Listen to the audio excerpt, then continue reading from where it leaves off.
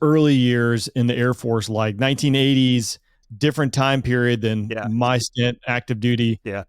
And then obviously you're still around when I'm on active duty because you're quite a long career. But can you kind of talk to me what those early years were like?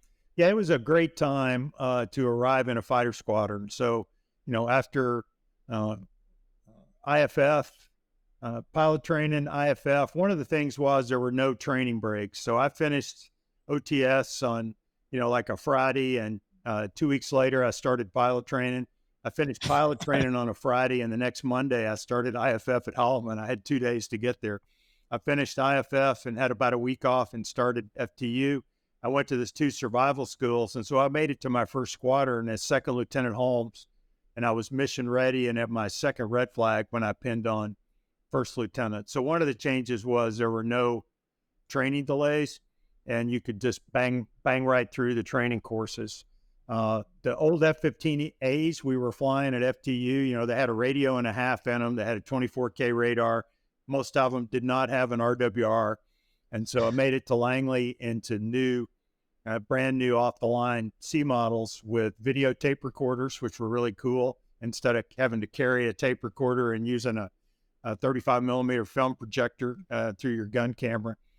Our squadron leadership were all Vietnam guys. That first squadron I was in, our top 3 didn't have 500 F-15 hours between them because the people that were majors and lieutenant colonels were F4 guys that had been to the staff and then came back. And the biggest difference was how much we flew. So when I got to Langley, we had a 21, 22 U rate, which means every airplane flies 22 times a month. And then we added air to surface to our dock because we wanted to be able to cut roads in Afghanistan or Iran to stop the Russian, advance in those days.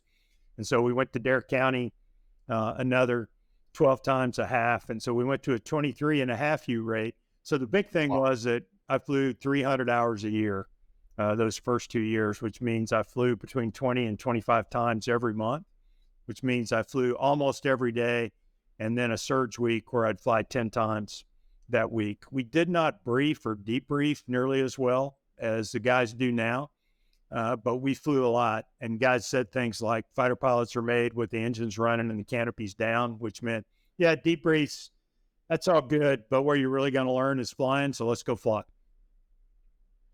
Interesting.